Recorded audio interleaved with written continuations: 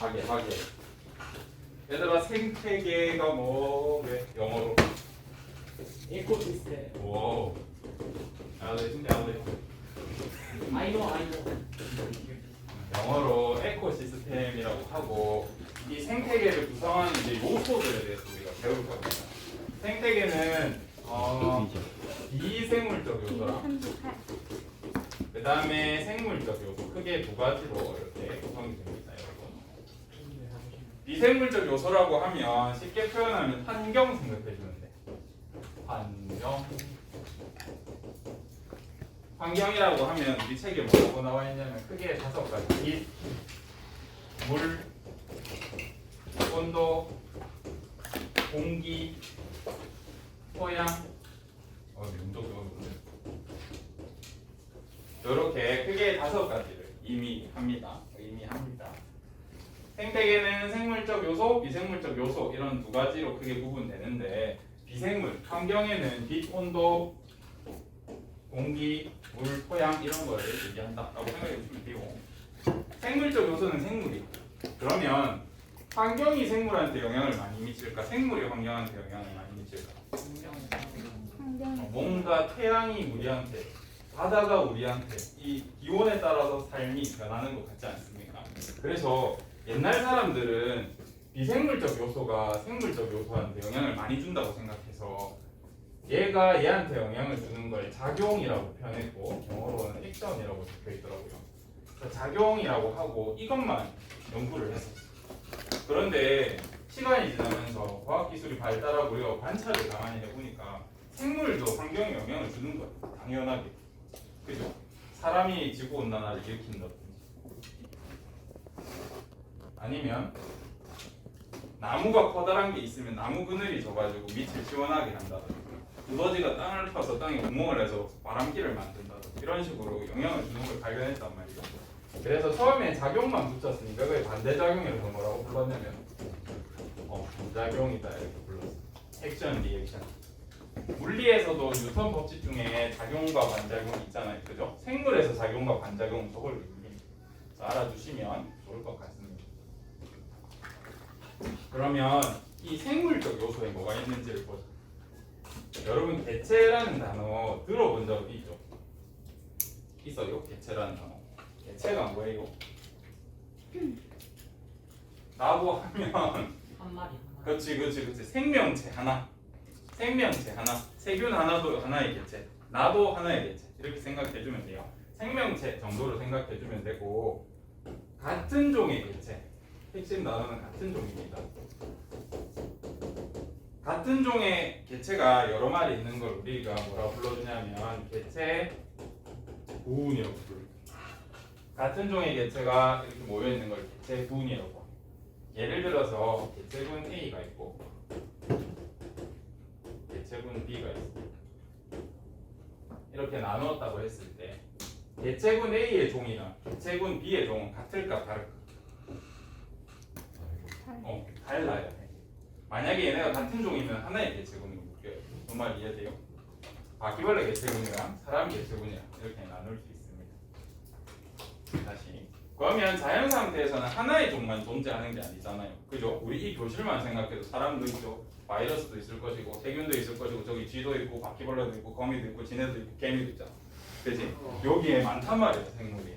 그래서 하나의 생물만 존재하는 것이 아니기 때문에 이런 여러 가지 개체군들이 한 번에 모여서 살잖아요. 그죠? 개체군이 여러 개 있는 상태를 뭐라고 하냐면 군집. 우리 이 파트에서 새로 배우는 단어는 요게 거의 다예요.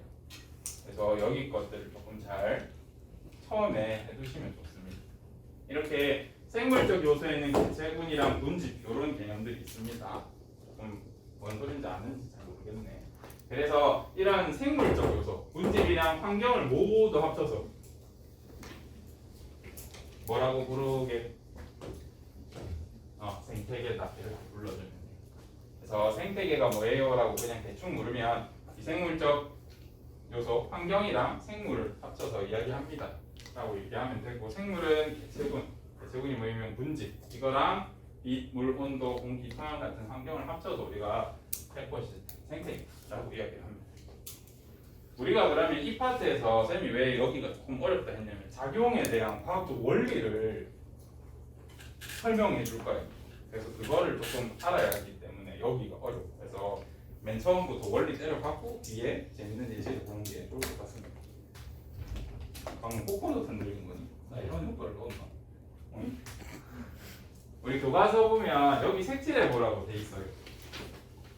아무것도 없이 스스로 양분을 생성하는 애들 색칠해 보세요. 또는 막 뭐 다른 애들 뜯어먹고 육식하는 애들 색칠해 보세요. 아니면 분해하는 애들 색칠해 보세요. 막 이런 표현이 있거든요. 심심할 때 한번 색칠해 보시면 여러분 인지 구조를 어느 정도 파악할 수 있을 겁니다. 한번 나중에 색칠해 보세요. 우리 책에 선생님이 말씀드렸던 그것들이 있습니다. 개체 하나의 생명체고요. 얘네가 모여서 개체군, 얘네가 모여서 군집이랑 다른 환경이 만나서 생태계를 이룬다. 이렇게 그림으로 표현되어 있습니다. 생물적 요인, 비생물적 요인이 있고 뭐 생산자, 소비자, 분해자는 다음에 하죠. 대표적으로 이제 빛부터 볼 겁니다. 빛의 작용을 볼 거예요. 작용이라고 하면 좀 전에 얘기했죠. 뭐예요? 그치. 빛이 생물한테 영향을 주는 것을 이야기합니다.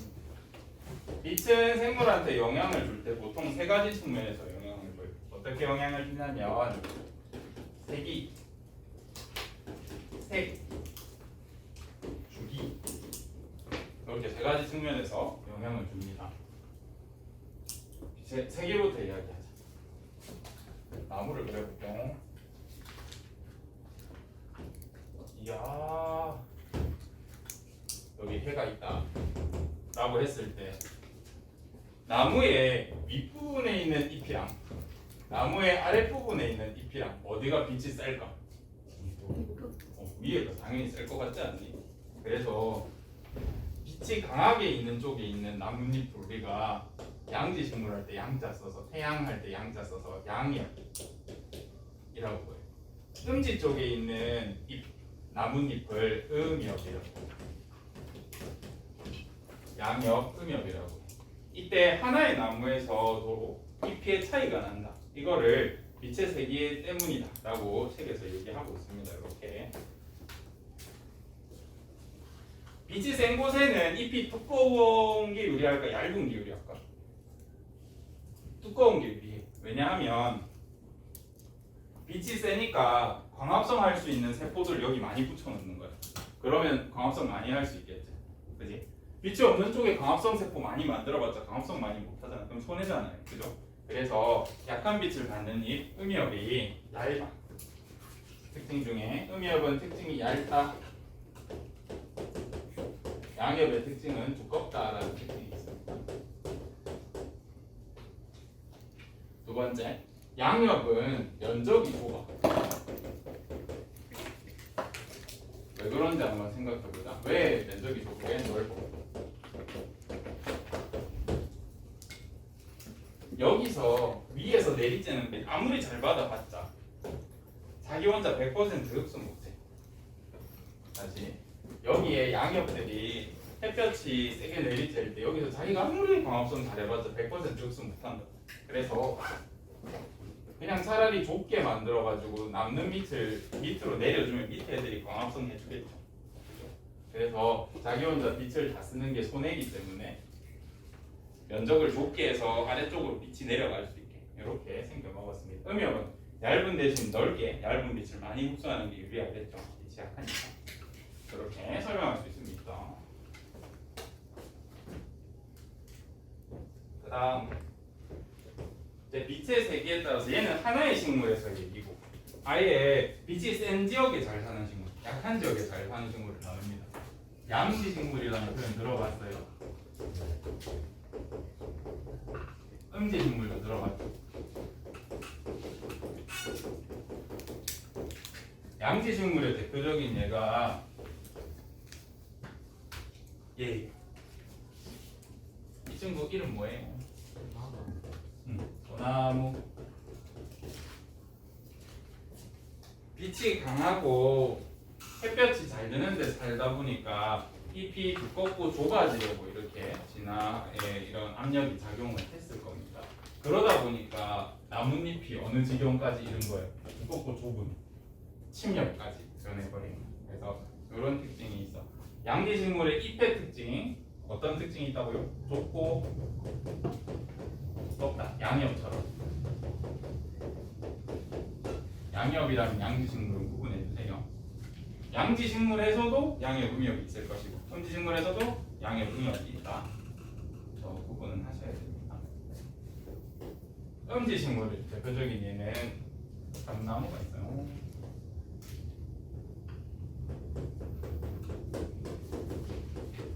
감나무 잎 보면 양지식물보다 어때? 잎이 넓고 얇아. 그런 특징이 있으니까 기억해 두시면 좋을 것 같습니다. 양지식물과 음지식물에서 얘네는 이런 차이가 있구만 하고 봐주시면 좋겠습니다.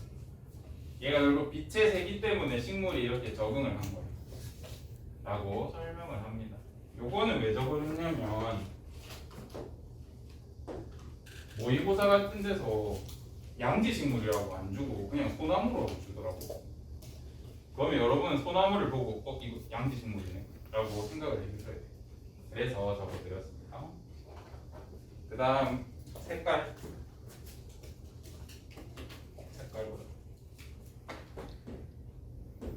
색깔을 우리가 굳이 따지면 빛의 색을 따지면 제일 끝에 우리 눈에 보이는 색 중에 제일 끝에 색들을 보통 많이 얘기해요. 보라색, 빨강색인데 보라색은 구분하기 어려우니까 파란색을 할게요. 파란색 빛이랑 빨강색 빛이랑 어느 게 더 파장이 길어? 이거 뭐 물리에서 배우던데 앞에 애들이. 빨간색이 파장이 길어. 진동수는 누가 높아? 파란색이 높아. 에너지는 누가 더 커? 너희는 공부를 잘했구나. 한번 다 반대로 말했어요. 빨간색이 파장이 길고 진동수가 커요. 응? 작아요. 파란색이 파장이 짧고 진동수가 크다. 그래서 결론적으로 여러분이 기억할 건 요게 아닙니다. 빨간색이 에너지가 크다. 요게 중요해. 파란색이 나 계속 반대로 말하네. 미안. 빨간색이 에너지가 파란색보다 작고 파란색이 에너지가 크다라고 이해해 주세요. 촛불이랑 가스불 중에 뭐가 물이 더 잘 끓어요? 가스불 파란색이 온도 높아요. 그 다음에 별 배웠으려나? 청색 성단, 적색 성단. 여러분 뭐라 배우지? 네, 옛날 적색 거성이랑 청색 별이 있어. 빨간색 별이랑 청색 별 중에 누가 더 젊고 뜨거운 별이야? 파란색 별이 에너지가 훨씬 크거든요. 뜨거워서. 네, 그런 것도 좀 생각해 볼 수 있을 것이고. 뭔가 쉬운 예가 있었는데 기억이 안 나. 오케이. 이렇게 생각해 주시면 됩니다. 그러면 진동수가 크고 파장이 짧은 게 에너지가 큰 이유는 얘를 만드는데 에너지가 크게 들어서 그래요. 그걸 한번 보자. 보여줄게. 봐봐. 이거 잡아봐라. 봐봐요. 제가 여기 파장 길이 구하는 거 혹시 배웠나? 딱히 안 배웠어. 그럼 일단 자 이렇게 파장이 큰 진동을 만들 땐 제가 에너지를 이만큼 써요. 그죠? 파장이 길고 지금 진동수도 별로 안 빠르죠. 근데 제가 진동수를 높이고 파장을 짧게 해볼게요. 어떻게 해야 돼? 힘들어. 어디에 에너지가 많이 들어가? 파장이 짧고 진동수 큰 게 에너지 많이 들어가 만들기 어렵단 말이야. 그래서 얘가 에너지 크다. 알겠지? 수고했습니다. 힘들어. 그래서 우리가 기억해야 될 건 파장 이런 게 아니라 빨강색보다 파란색 에너지가 크다. 요거를 이해하고 가셔야 이 뒤를 이해할 수 있어. 봅시다. 여기에 수면, 물이 있고 여기가 수심을 나타낸다고 했을 때 에너지 큰 빛이 깊이까지 갈까? 에너지 작은 빛이 깊이까지 갈까? 에너지가 큰 게 훨씬 더 깊이 갈 거라는 생각이 들죠? 파란 거 없니? 초록이로 하면 헷갈릴 텐데. 초록이로 할게요. 파란빛은 에너지가 큰 거 깊이까지 들어가. 근데 빨간빛은 에너지가 약해서 그거밖에 못 들어가. 이해되죠? 그림은. 그래서 파란빛을 주로 이용하는 물에서 광합성 하는 애들 있잖아. 물에서 광합성 하는 애들 우리가 조류라고 불러. 짹짹이 말고. 물에서 광합성 하는 식물들 우리가 조류라고 하거든요. 그래서 파란빛을 이용하는 조류들은 물 깊이에서 살 수 있어. 빨간빛을 이용하는 조류들은 표면 쪽에서, 수면 얕은 데서 살 수 있어요. 여기까지는 뭔 소리인지 알겠죠? 이 다음 색깔들 봐봐. 파란빛을 이용하는 조류는 깊이 산다 그랬잖아요. 얘를 우리가 물 바깥으로 꺼내서 백색광을 비춰보면 우리 눈에 무슨 색으로 보이죠? 빨갛게 보여. 왜? 얘는 파란빛을 잘 흡수해야 여기서 광합성을 할 거 아닙니까? 그죠? 그래서 물 밖으로 꺼내면 파란 계통 빛은 다 흡수하고 빨간 빛을 좀 반사해. 그래서 우리가 물 바깥에서 꺼내서 보면 빨갛게 보여. 이 말이 있어요? 다시 얘를 보자. 얘는 빨간 빛을 잘 이용해. 그래서 빨간 빛을 다 흡수하려고 한다. 그래서 얘를 쌤이 물 밖으로 꺼내면 얘는 빨간 빛은 흡수하고 나머지 파란 계통 빛은 어떻게 할까? 반사해. 이해돼요? 그래서 얘가 우리 눈에 파란빛 계통, 녹색으로. 그래서 녹조류들은 수면 가까운 데 살고 홍조류들은 수면 깊은 곳에 살아. 수심이 얕으면 녹조가 생기고 수심이 깊은 곳에 홍조가 잘 생겨. 가자. 요게 이해가 됐으면 좋겠고. 녹조류의 대표적인 예시들은 미역, 파래 이런 거. 홍조류의 예시는 여러분 김 햇빛이나 이런 데 비춰봤어요? 김 비추면 무슨 생각 보이대? 약간 불그스름합니다. 근데 가끔 김을 비췄는데 파랗게 보이는 경우가 있어. 그거 아마 파래김일 거예요. 파래김은 파래로 이렇게 만든 김 같은 거 말하고 우리가 보통 김이라고 얘기하는 홍조류에 들어가요. 그래서 아마 붉은 계통을 띌 겁니다. 그리고 빛의 파장이 생물한테 영향을 주는 경우거든요. 그리고 하나 기억해 주시면 좋겠습니다. 힘들어도 참하자였더라.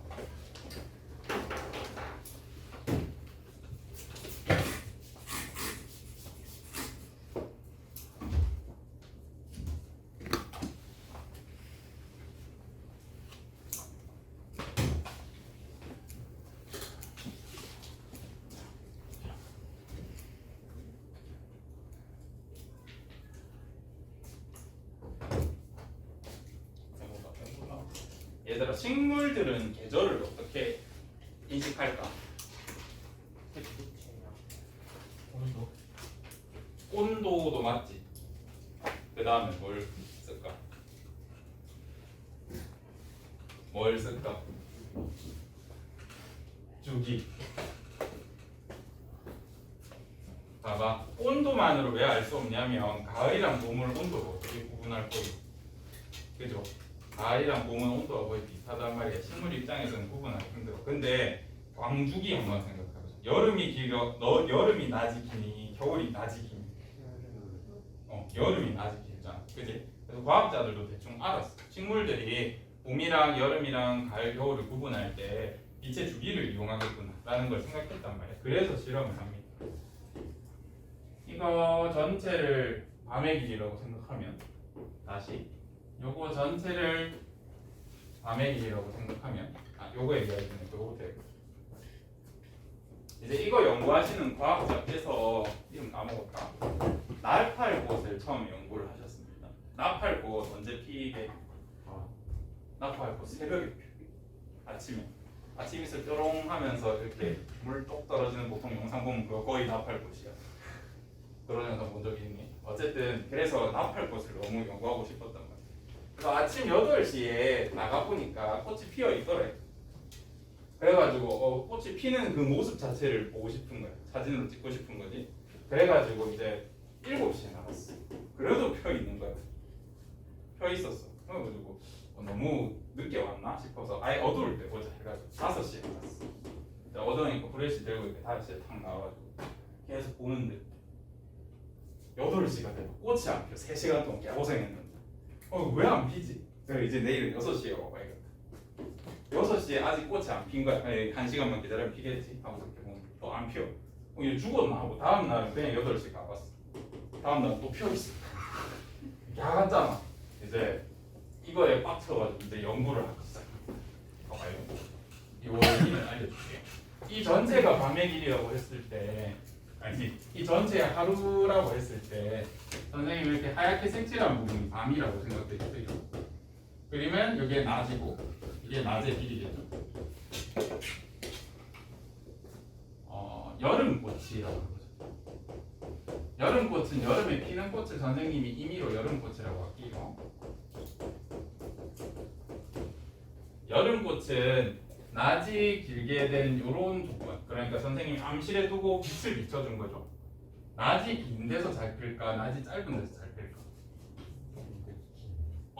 여름에 피는 꽃이니까 낮이 길면 잘 피겠지. 실험을 했는데 여름꽃이 낮이 길 때 잘 폈어. 근데 이 과학자가 이제 계속 이렇게 실험을 하다가 실수를 한번 합니다. 이제 낮이 긴다는 건 다시 밤이 이렇게 긴 상태로 만드는 애가 있잖아. 그지? 요거는 지금 얘가 겨울로 인식한다는 소리잖아요. 얘는 낮을 5시간 줬고 얘는 낮을 8시간 줬어. 근데 이 과학자가 이렇게 불이 다 꺼져 있는데 문 열고 들어가다가 갑자기 이렇게 팔에 걸렸어. 겨우 다시 껐어. 이랬단 말이에요. 전복 느껴지네. 그러니까 어떤 상황이었냐면 이렇게 감을 주는 상황이었는데 실수로 중간에 빛을 한번 한 1초 폈다가 껐어. 그랬더니 뭔 일이 일어나냐면 내가 꽃이 폈어. 5시간에는 꽃이 안 피다가 5시간 1초 했더니 꽃이 폈어. 뭐지? 하고 진짜로 이제 계속 길게 하고 5시간 1초를 줬는데 그러니까 또 꽃이 안 피어. 알고 봤더니 식물들은 낮에 길게 피는 게 아니라 뭐 때문에 펴게? 지압. 밤의 길이가 짧으니까 꽃을 피더라고. 여러분 이해돼요? 지금 얘 보면 밤이 원래 이만큼 길었는데 내가 잠깐 불 비춰가지고 밤이 잘렸지. 밤이 짧아지니까 낮이 길구나 하고 얘가 꽃을 피더라고. 이거 가지고 이 사람이 부자가 됐다. 우리 같은 사람은 또 이거 발견한 걸로 돈도 못 벌어있고 이거 논문 쓰고 나 이런 거 발견했습니다 하고 이렇게 넘어갔단 말이야. 이 사람은 부자가 됐다. 어떻게 부자가 됐냐면 그때는 사람들이 여름꽃을 보고 싶어. 그럼 여름까지 기다려. 그리고 뭐 여름에 예를 들어서 우리 여름방학에 사람들 많이 움직이잖아요. 그때 여름꽃 축제하면 사람들 많이 올 거 아니야. 그럼 겨울꽃이 만약에 여름에 있으면 얼마나 좋겠니? 그지? 꽃이 피는 시기를 이 사람 조절할 수 있으니까 축제 3일 전에 나한테 전화만 해주면 내가 3일 뒤에 꼭 피게 해줄게 막 이런 식으로 얘기한 거야. 그래서 이제 떼돈을 법니다. 이 사람 한 짓은 뭐냐면 3일 전에 이제 가가지고 들어오지 말라고 해놓고 불 다 꺼놓고 이제 후레쉬 가지고 한 바퀴 후 돌리고 그래가지고 돈 벌었단 말이야. 부자가 되셨습니다. 그래서 똑같이 뭐 겨울꽃은 반대로 생각하시면 되겠죠. 겨울꽃은 밤이 길어지니까 꽃이 피더라. 이런 식으로 생각해 주시면 이거 가지고 이런 원리가 있다. 그래서 아까 그 나팔꽃 얘기 한번 해보자. 나팔꽃 얘기 왜 그렇게 됐을까? 이 과학자께서 나팔꽃의 이 피는 원리를 모르시고 새벽 5시에 뭐 들고 갔다 그랬어? 브레시 들고 가가지고 비춰서 꽃이 안 핀 겁니다.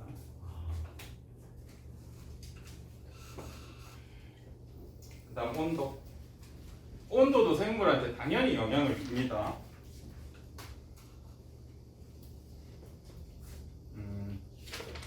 사막 여우를 정확하게 그려보면 이렇게 생겼다고.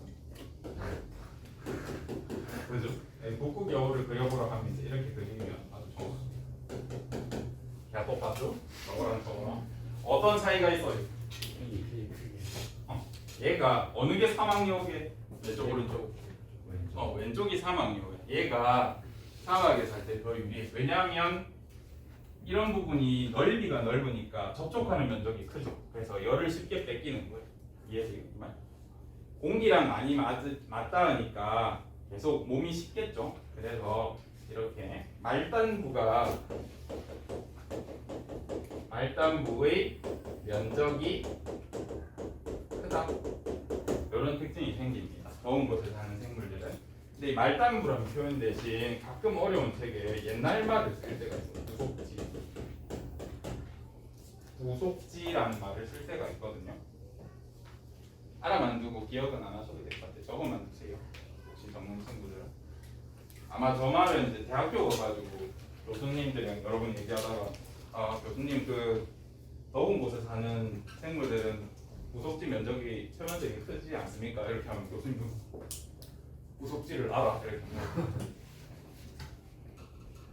왜 놀래시냐면 옛날 말이라서 놀래는 거예요. 아마 교수님들 선배님들이 쓰시지 않으셨어요. 근데 가끔 이런 표현이 나옵니다. 알아두시면 좋을 것 같아요. 여러분 단감 좋아해요? 감. 혹시 감이 영어로 뭔지 아니? 뭐라고? 펄스먼이래? 몰라 나도 몰라서 몰라. 뭐라고 적는데? 그러세요. 원준이한테 물어보세요. 감. 근데 예전에는 이렇게 감을 옛날 감, 그러니까 요즘 감은 품종 개량이 잘 돼가지고 뭐 대충 길러도 사이즈도 크고 달달하단 말이에요. 근데 옛날에는 홍시 정도 수준이 돼도 막 감이 떫고 막 맛이 없어서 썼어. 옛날 감, 진짜 야생감들은. 그래가지고 이제 임금님한테 진상할 수 있는 감이 딱 한 개 있었는데 설이 맞은 홍시, 요거는 진짜 귀했어. 우리나라도 한 90년대 초반까지는 엄청 귀했다고 합니다. 얘가 진짜 달달하고 맛있는 거예요. 그래서 얘를 생산하기 위해서 이제 연구를 시작합니다.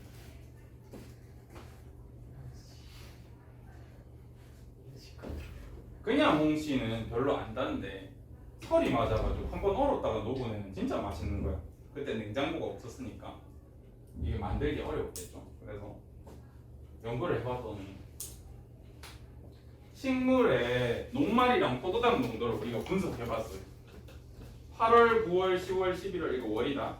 요때는 덥잖아. 8, 9, 10월. 그지? 요때는 녹말 농도가 어때요? 높지. 포도당 농도는 어때요? 낮지. 다시 12월, 1월, 2월에는 포도당 농도가 높고 녹말 농도가 낮지. 요걸 통해서 이제 설이 맞은 홍시 원리를 알아냅니다. 같이 보자. 요거 한번 물어볼게. 요거는 하지 않아. 물이랑 소금물 중에 뭐가 더 잘 얼어요? 소금물.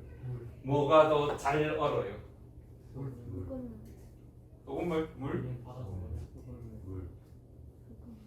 그래. 물이 더 잘 얼다. 바닷물 잘 알잖아. 이거 여러분 경험으로 느낌 알죠? 그죠? 앞에 두 번은 다 틀렸다고. 다 소금물이에요.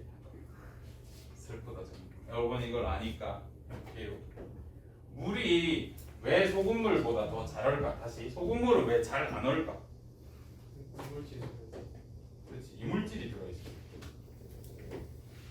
아마 물이 어는 원리는 이제 물 분자가 이렇게 잘 돌아다니다가 물이 얼려고 온도가 내려가면 지네끼리 꽉꽉 이렇게 잡는단 말이야. 이 말이 이해돼요? 물 분자끼리 고정돼서 고체가 되잖아요. 이렇게 꽉꽉 잡아서. 근데 이물질이 있어 봐봐. 여기 사이사이. 물끼리 잡기 쉽겠니? 어렵겠니? 어렵겠지. 그래서 온도를 더 낮춰요. 어려. 뭔 소리인지 이해돼요? 여기 어렵거든요. 이거 어려운 건데 쉽게 설명하려고 한 건데 이해 못해도 돼요. 우리는 이거 이름만 알자. 물보다 소금물이 더 잘 안 어는 이유, 소금물이 잘 안 어는 이유가 뭐냐면 원점 내린 현상 때문이. 물에 이물질이 녹아 있으면 물은 잘 안 얼겠지. 결합을 만들기가 어려워서. 다시 식물을 보니까 추울 때 삼투압의 농도는 높아지고, 다시 추울 때 삼투압이 높아지는데 포도당 농도는 높아지고 녹말 농도는 낮아져. 한 번만 다시 해보자. 녹말 식물의 열매에는 녹말이랑 포도당이 골고루 보통 있습니다. 녹말의 단위체가 뭐예요?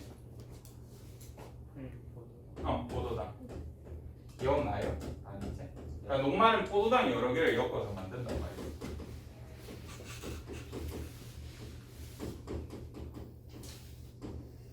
날씨가 추울 때 우리 겨울에 영하로 내려가잖아요. 식물들 몸에 수분이 있잖아요. 그지? 식물들 몸도 0도 이하로 내려가면 얼어서 죽어. 근데 우리 겨울에 영하 5도, 영하 10도로도 내려가는데 식물 안 죽고 살아나잖아.